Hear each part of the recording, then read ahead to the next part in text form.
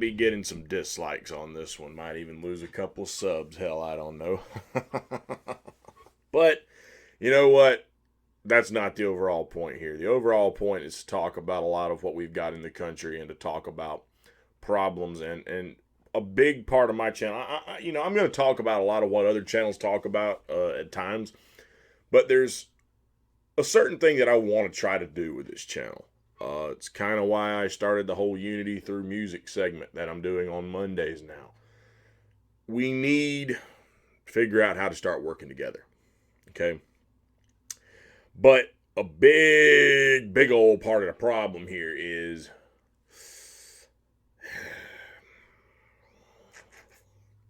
people can't seem to do that. Now, a big part of that is people don't agree on everything. You can usually find some common ground with most folks, but there's going to be some people who just will not get along. And maybe you can't win them over to your side of the argument. But as a whole, we've got to figure out how to respect each other and work together with one another. Now, that's my opinion. Maybe you disagree with that. Maybe you think we're better off bickering, bitching, and working against each other. Maybe that's how you feel. If you feel that way, I would encourage you to explain your reasoning why. But I've got a video that I've posted in the description below, and I would encourage everyone to go watch it. Now, I'm going to start off by saying this. I don't know much about the guy making this video. I've kind of picked up on he tends to go to these gatherings of socialists and communists, and he records the conversation, and he seems to want to have, like, debate with these people. Now, I've watched 2 of his videos, and I'm posting a link to this one in particular. But flat out, I've heard the guy make some points that I don't agree with. For example, I heard him mention, like, he's fine with just the outsourcing of jobs and whatnot, right? And obviously, I do a lot of work with people who are more libertarian leaning. I've gotten together with Reed Coverdale many times, but that particular was a disagreement, that I had with Israel last time me and Reed Coverdale were on his show. The lack of protection of American manufacturing, the lack of protection of American jobs to allow greedy corporations to go out to other countries for, profit gain at the expense of screwing over the American people in my area of the country especially was detrimental. A lot of people consider the textile industry to have been cheap labor in the first place. And overall it was. But it was still labor enough that people in my area of the world could afford a home. Maybe even a car. Put food on the table. Clothes on their back. Keep their kids fed. Wasn't a luxurious lifestyle. Probably wasn't a 2-3 car household. It was probably just one. But they were able to make ends meet. Well, when that went away, the communities just went. Okay, I would know. I grew up in these communities. I had family members who worked in the textile industry, in the lumber mills. Okay, I had a grandpa worked in the lumber mill for years. And as far as family members of mine who worked in the textile industry, my other grandpa, the one that I knew, my grandmother was married on a few occasions, but the one that I knew, because my biological grandpa was dead by the time I was born, but the one that I knew, he's like a step-grandpa, and he lived to the ripe old age of 95, World War II veteran. He worked in the textile industry for a few years. Some of his kids worked in the textile industry. On my mom's side of the family, 2 aunts worked in the textile industry. My great-grandpa worked in the textile industry. There, many people throughout my family on both sides have ties to, at some point in time, working in the textile industry. The only 2 people that I'm aware of, right offhand, my mom didn't work in the textile industry, and my dad didn't. But, there's probably even more people to my family who at some point worked in textile mills. Okay? It was a big part of the South, right? And it was so influential in this area of the world, and I pointed this out on Israel's show, there were literal communities, and they had a name, two common names: Mill Hills, Mill Villages. What does that mean? The mill was right in the middle of these neighborhoods. The people who worked there could buy a house right by it and walk to work. So they might not even have to buy a car, but they could buy a house. Now, if you go to these neighborhoods, they look absolutely run down and ransacked. They're low-income housing. The property value went... I mean, it's... The overall quality of the neighborhood went completely downhill. And it's sad to go through those neighborhoods now if you have any kind of concept of what they looked like once upon a time. And I can remember it. I wasn't there during the thriving years, but I was there when it was still mostly old people who bought those houses years ago and were still living there, and I remember them. I remember how the neighborhood looked. I remember how people took care of their yard. I remember how people took care of their house. And I go back to see my aunt now because she still lives in that same house, and that neighborhood is terrible. Even the home that was on my grandparents on the other side, on my dad's side of the family. I remember that neighborhood when I was a kid. And going through there now, it looks like Methville. It's terrible what's happened to these communities. So I'm going to disagree with a lot of capitalists on the issue of protecting the American job. But that being said, one big problem with getting anyone who has any sort of favor, defense, whatever for capitalism together with anyone who is pro-socialist or communist is you can't half the time have a good exchange of ideas. The conversation in the room goes out the fucking window. And watch this video. Now again, I don't know much about this guy. The guy doing this video, the more I watch him, he could be a complete jackass for all I know. But I'm just listening to what was taking place there. And again, I didn't agree with everything I heard the guy say either.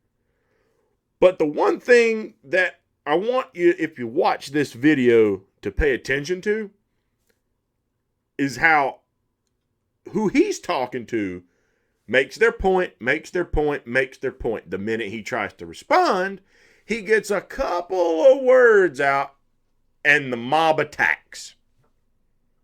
He's got 3, 4, 5 people sometimes asking him questions. He doesn't even get out a full response. And someone interrupts him to talk all over him. You can't even get a point out. So how are we supposed to exchange good ideas? How are we supposed to have any kind of an actual debate to maybe come to a better solution? Maybe the answer is mixed in the middle somewhere. You know, I'm a firm believer you shouldn't be so set on one ideology. You should be open to hearing other arguments. I have no problem talking to a socialist or a communist. I just laid out for you how I don't agree with the full free market capitalist idea that we should just let the free trade go however it wants to, because that free trade resulted in the loss of a lot of American jobs. There does need to be some rules in place here. I don't think you need an inordinate amount. I think when you start to hit a certain level, you start to stifle our economy. And that's the argument they make. But I think when you take too many rules out, greedy people in the room take advantage of it. So you do need something there. And that's ultimately what our government was supposed to be doing. The government was put in place. It's in our Declaration of Independence. The unalienable rights endowed by our Creator. And that's the right to life, liberty, and the pursuit of happiness. And so, in order to protect the people, you kind of have to be able to protect. They have a right to pursue that. You got to be able to protect the things they need to pursue that. Maybe that would have been their job. They were hedging, keeping everything on. and not allowing greedy corporations to just run south of the border thanks to a free trade agreement so they could make more money. So again, that's going to be where I differ. But again, back to this video, just go through and watch and listen to every time a counter argument was to be brought up about something, they all want to shut him down. They didn't want to listen. And again, maybe this guy is a complete tool, but I can relate to this whole issue where I've been trying to, and perhaps there's capitalists who do the same thing. I'm not going to say it's just socialist communists, but obviously I tend to have capitalism with certain socialism elements that I agree with. I'm not for abolishing the police. That's a form of socialism. I'm not for abolishing Social Security. That is a form of socialism. I do believe we need some sort of, education overseer, but I don't believe the Department of Education has done its job. What I want to see is more states having control of it, because states know what's better for their states. But at the end of the day, I think we do need something to help kind of fund this at the federal government level, so states have money to do, what they should be doing. We could debate on that. Again, it's a socialist element. It's not really capitalism at the end of the day, what I'm talking about there, right? So in a way, I guess you could say I kind of like elements of a mixed economy, but I believe that mixed economy has to have the right mixture. If you mess that mixture up, you could get what we've got today, which has been a fucking colossal disaster. Okay? It's all about how it's mixed. You think about that. Anything you mix, you got to mix the ingredients the right way. Because if you just mix fucking ingredients, you could come out with a damn mess. It's all about having the right mixture. And that's the key thing for me. Okay? But that being said, again, try to exchange these ideas. They don't want to listen. People on the right, the capitalists, again, they probably do the same thing. But I know, kind of, what was going on with that guy. I've been on videos where I make a statement to say that there is a greed in people. And regardless of what I'm saying, people immediately shut their damn ears off, quit listening to me, and started calling me a fucking bigot, for example, right? Now, why was I called a bigot? I was called a bigot because I pointed out there are people who in society are lazy and they don't want to work. And I mentioned that they are perfectly fine to game the welfare system. And people were like, oh no, you can't game the welfare system. First of all, bullshit. There are people out there who are on welfare and don't want to be on welfare and are only on welfare long as they have to be on welfare. And they're constantly trying to claw their way out of that hole in that pit. And some people can, and some people can't. Some people just genuinely were given a bad hand in this life. And there's other people who probably had opportunity to get a better hand in life and chose not to take it. Now, I mentioned all the people in my family that I was related to who were the hardworking textile people. Well, I also have a couple of moochers in my family, too. Now, I got news for you.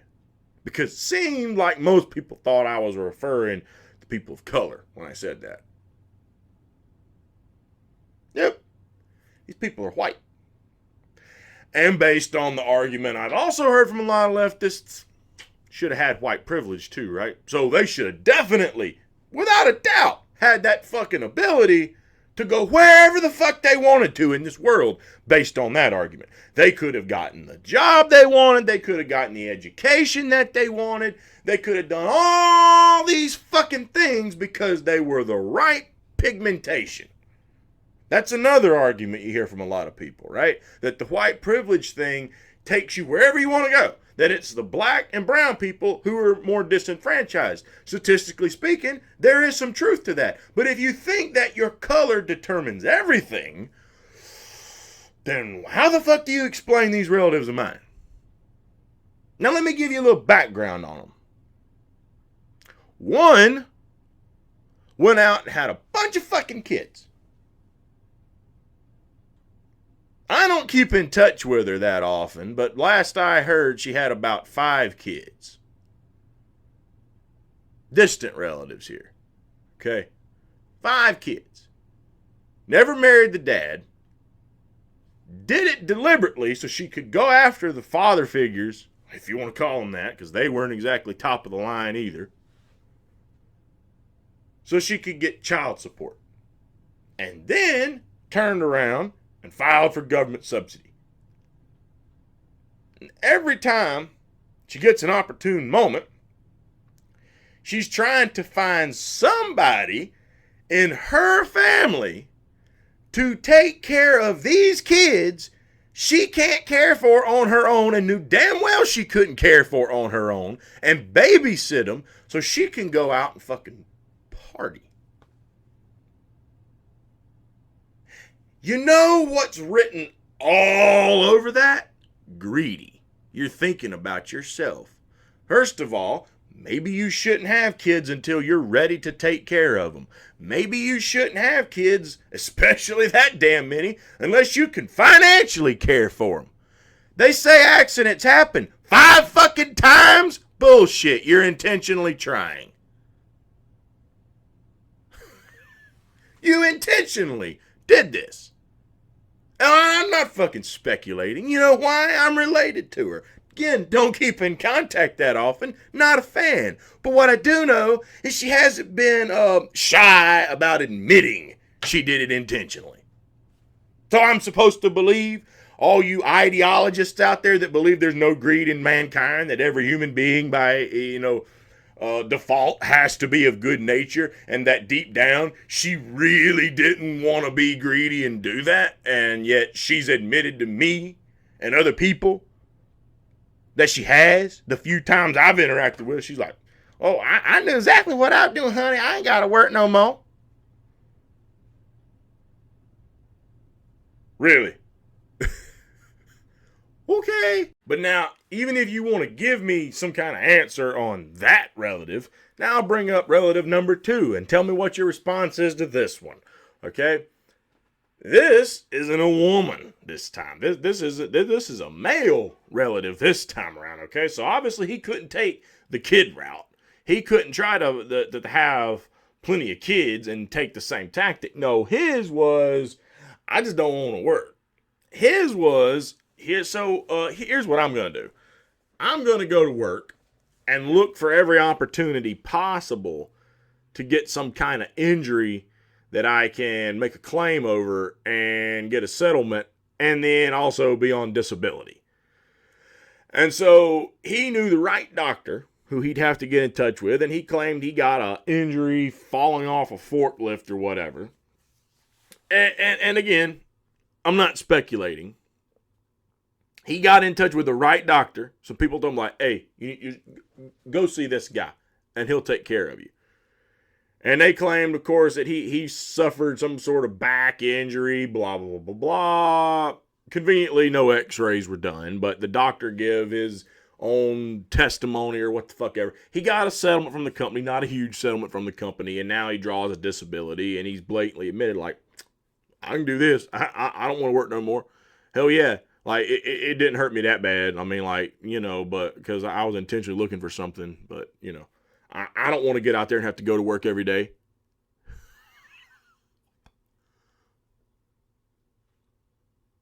Now, people probably going to argue, well, he don't want to contribute to a system that's rigged and is beneficial to the rich. And you ever heard 2 wrongs don't make a right?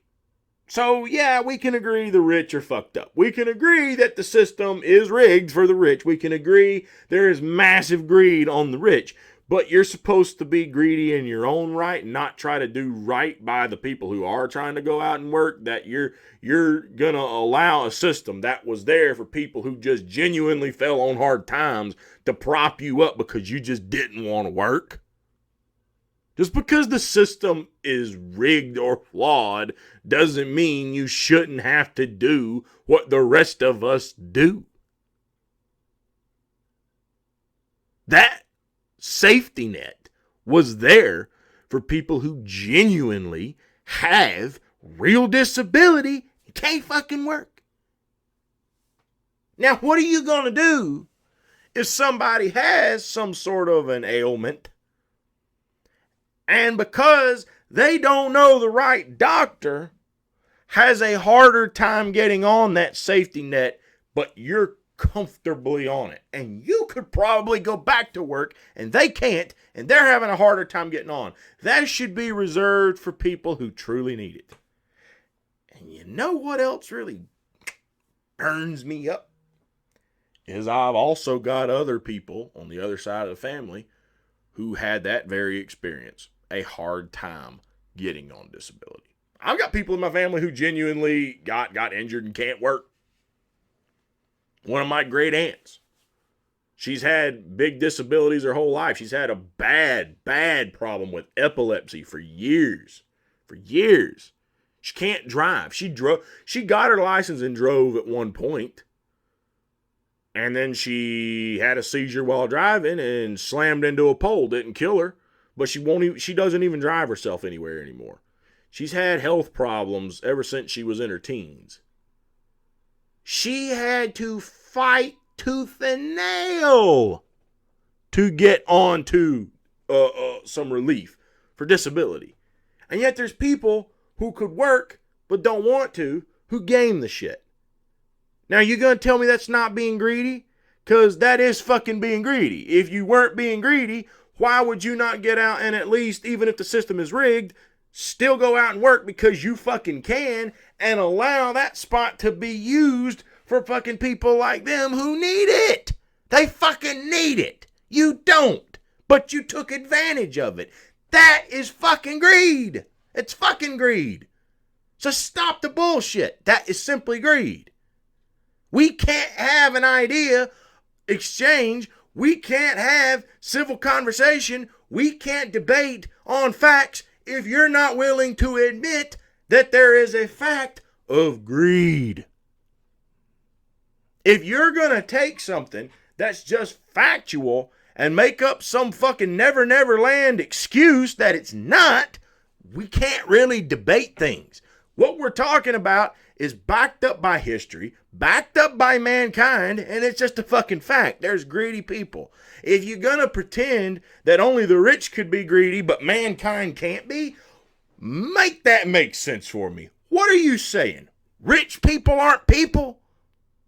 Millionaires and billionaires don't bleed like you and me? That they're the lizard people or some shit? Well, who the fuck are you? Alex Jones? They're people. How do you think they became so greedy? Because that ability to become corrupted, because that ability to be greedy is deep down in everyone. Whether you give into it or not is up to you. But it's there. It's fucking there. Now we're getting into the realm of personal choices, personal accountability, personal responsibility. I know a lot of people don't seem to believe in that concept, but it is fucking real. Your choices have consequences. And you got a choice on whether to be that greedy or not, to be that big of an asshole or not. If the rich people have that mentality, poor people could have the same mentality. Doesn't mean they're the big threat to society, because they're not. That's definitely at the upper echelon. They pose a much bigger threat to society than the greedy people who are just trying to game a welfare system and be jackasses. It's the jackasses at the top who want to game everything. That's the real problem here. The people who are on their ideology, and again, there's probably capitalists who are the same damn way, read what they read in a fucking book, or heard it on YouTube, or heard it online, or whatever, and the minute someone comes up and says, so here's my personal experience, oh, fuck your personal experience, I don't give a damn, no, it's not right. You know why it's not right? Because Lenin wrote such and such, or Marx wrote such and such. Okay, and how long ago was that time period? You don't think society and the human mind and the way people are acting today versus the way they might have been back then on how much productivity they're willing to put in has changed? There's a different mentality. For example, I know people back in the old days who would fight hell all over. Come hell or high water, they would do everything possible to not get on a welfare system. It was a mentality. It was a pride in yourself. They had pride to not take what they deemed, not me, I'm not calling it this, I'm not a fucking Republican here, so don't start that shit. But they deemed any sort of welfare as a handout. And they had an old school mentality that you take care of your own, you provide for yourself, and you should not have to rely on other people to do it for you, that you stand on your own 2 feet and be a proud American. That was a mentality for a lot of fucking people. And there were some people, go back and read, since you love doing that, who hated the idea of going on welfare so bad that they took their own life. So, don't you think that society is a little bit different today? Now, you could debate me on why society's different today, but the overall point is, you can't deny that certain people don't want to contribute. Furthermore than that, if you're going to tell me that there's not a greed, I've heard people make this claim too. Humans are not by nature greedy.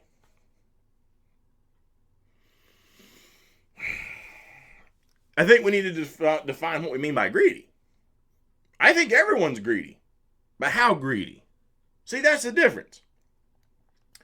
To say you're not greedy at all, then I got to ask you the following questions and answer them truthfully. I'm willing to answer mine truthfully, and I'll go ahead and tell you right now, there's a level of greed in me. So answer yours truthfully if you're watching this video. Have you ever looked at someone, found them attractive, and had a bad thought?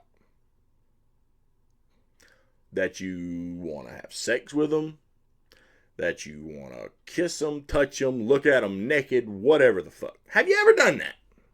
Because if you have, being greedy. What if that person don't want you looking at them? What if that person don't want you touching them? Now, you don't have to act upon it. If you act upon it, now you're in the world of being a fucking criminal, so congratulations. But the overall point is not whether you did anything. It's the point, did you think about it? Because if you did, you're being greedy. You're thinking about what you want as opposed to what they might want. And maybe they don't want you to look at them naked. So as soon as you saw them being attractive, if your mind ever went in the gutter, there was a form of greed right there. You were thinking about what you want from them. You want pleasure for yourself at their expense. Whether you got it or not, it's immaterial. You wanted it. That's fucking greed. Answer the next one. Have you ever looked at a fancy car, nice clothes, nice home, and said, boy, I'd like that too?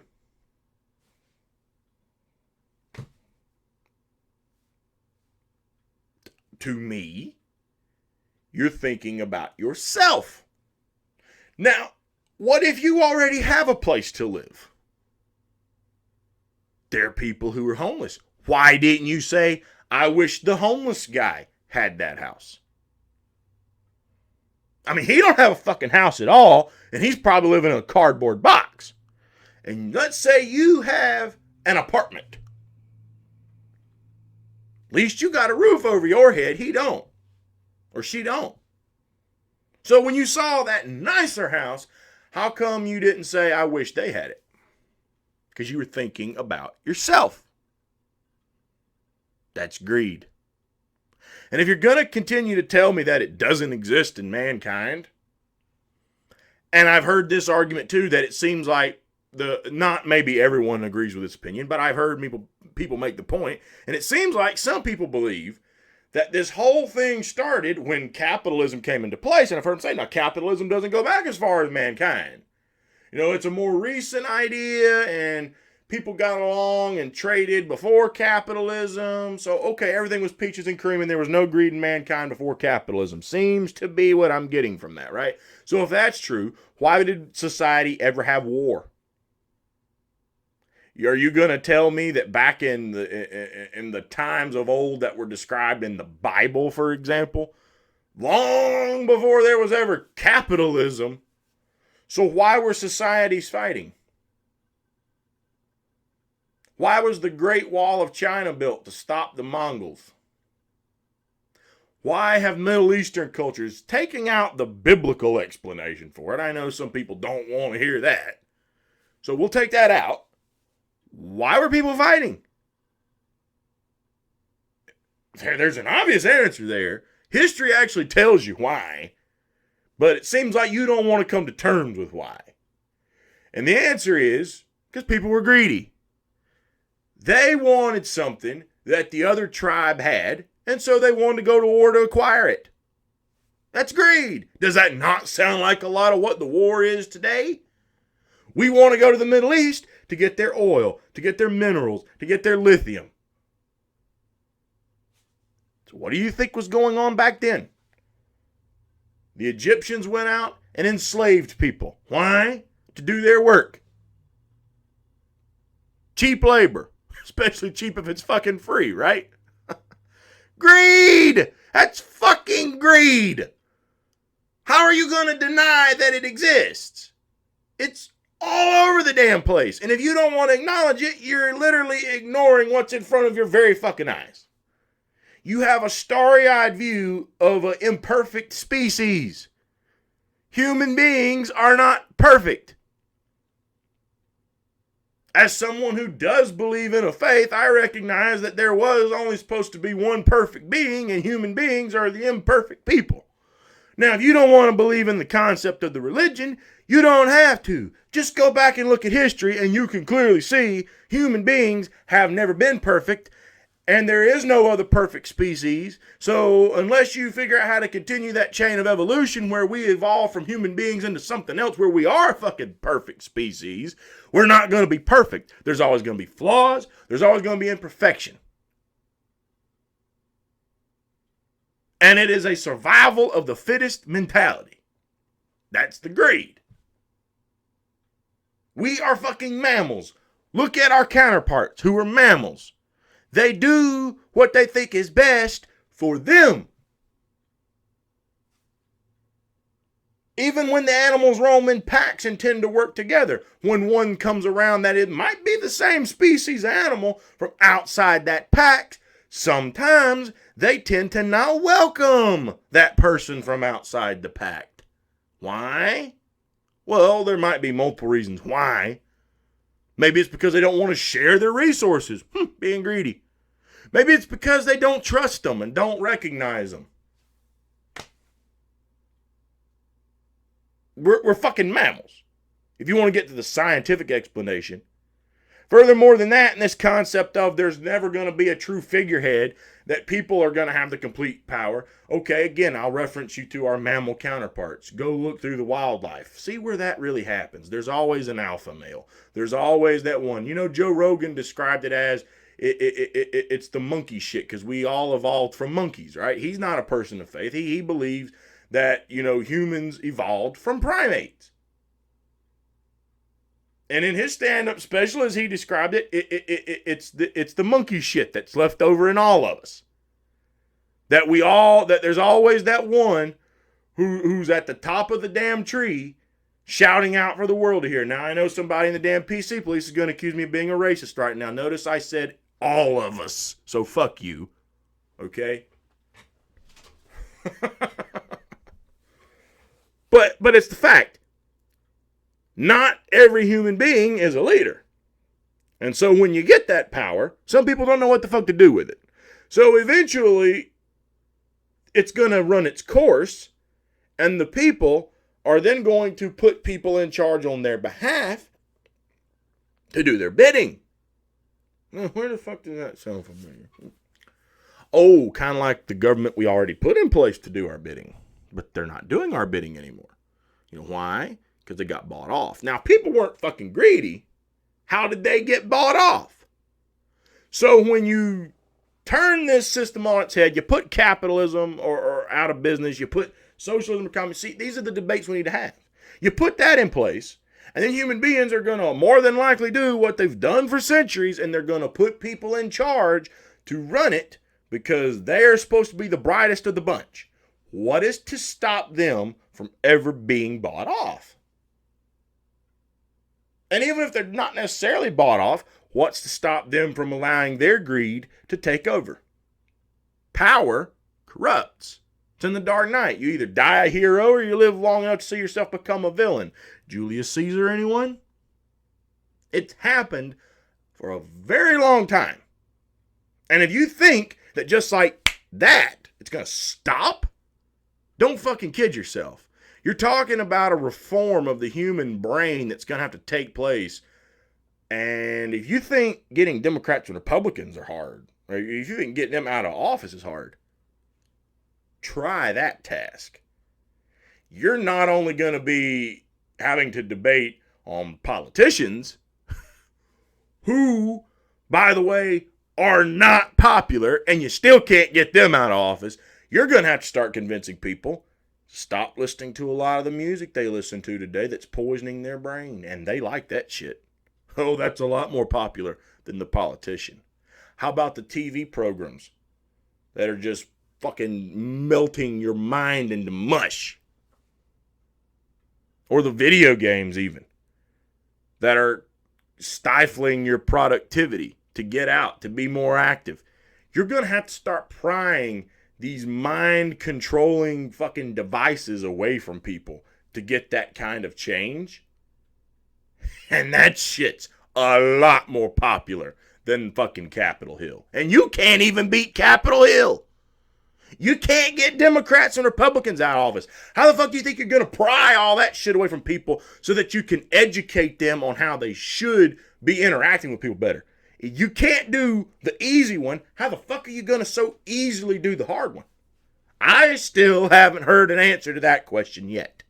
And that's been my whole concept. The description of what I've heard seems to be a concept based in utopia.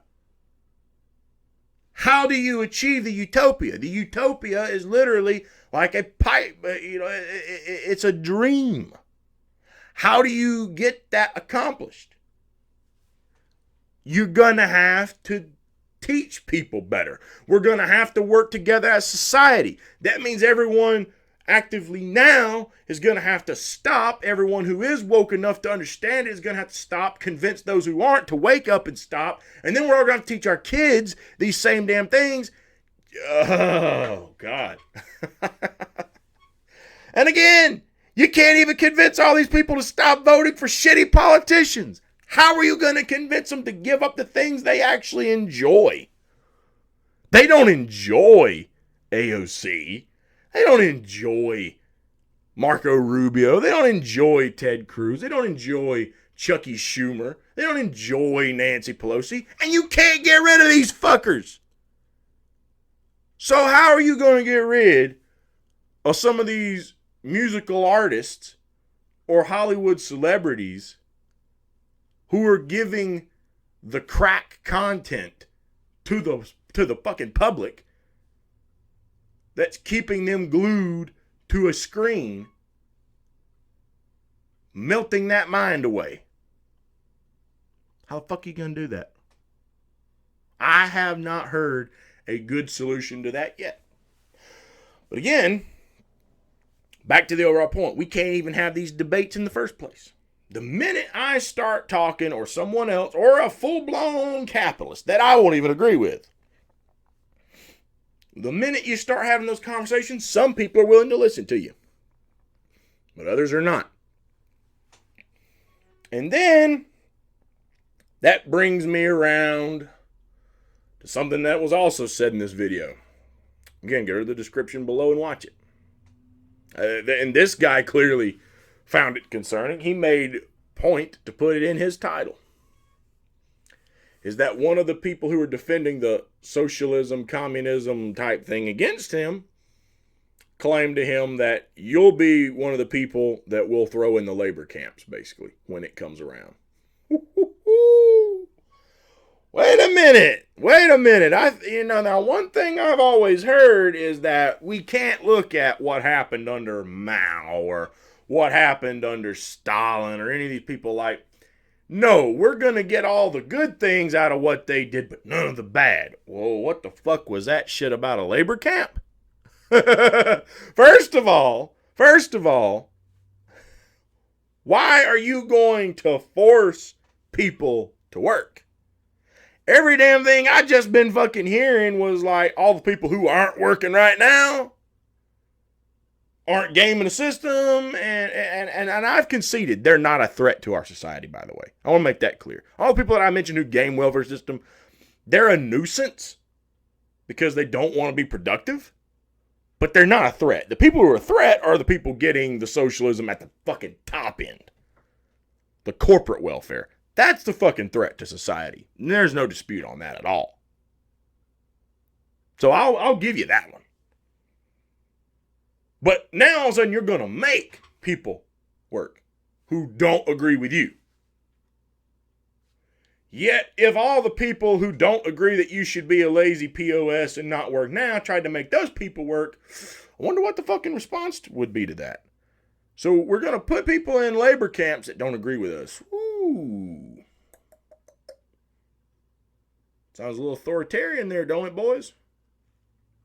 Now, maybe you don't agree with that and you're socialist or communist. I'm not going to label everyone, say they agree with that ideology, but this guy in this video certainly said it.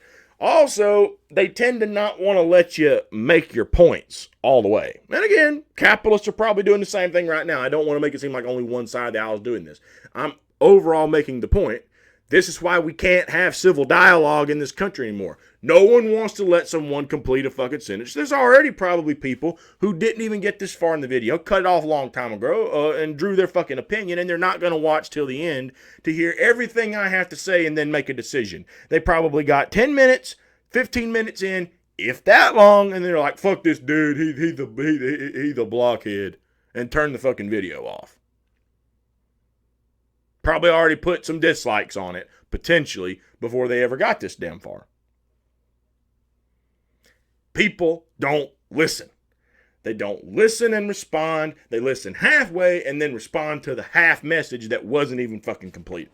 That's a huge problem. And we're never going to be able to sit down, discuss things, and work together if we're going to be that damn closed-minded that we're not willing to listen to the other side. I'm already into the whole capitalism mixed with elements of socialism. I already believe that's the better system. So, if you could make the right argument for your side, you might be able to win me over. But I'm waiting on that argument, and I haven't heard it yet. It's not because I'm closed-minded. I'm basing what I believe off of what I have read, off of what I have heard, and what I have seen. And it's up to you, if you think that my way is the wrong way, to explain to me how. You know how you don't do that? By calling me a bigot because you heard me say people are gaming the welfare system, and rather than listening to the full fucking context, you went on a rant in a comment section and then continued in another comment section to say that I was referring to everyone on welfare. Clearly I was fucking not. And everyone else who heard the video and paid attention knew that. Everyone in the video knew that, but you didn't. So what does that show about the civil dialogue here? People aren't listening. People aren't thinking. People aren't trying to relate. They hear what the fuck they want to hear, and they attack. And you're never going to get unity that way. You'll never get a coalition for a third party. You'll never get a true people's party. You'll never have true unity. And the people that we probably both don't like who are in charge right now are going to keep their power because you can't get enough common sense in your head to stop bickering, start working together, and figure out where you can agree on things and start working together from there. You can't get enough common sense to do it. So you know what? You're going to make sure they keep their power. You're going to make sure we become a failed state. You're going to make sure the people never take any fucking thing back because we, the people, don't have enough common sense to take it back. Think on that one for a little bit. If you want unity, you got to figure out how you can unify first.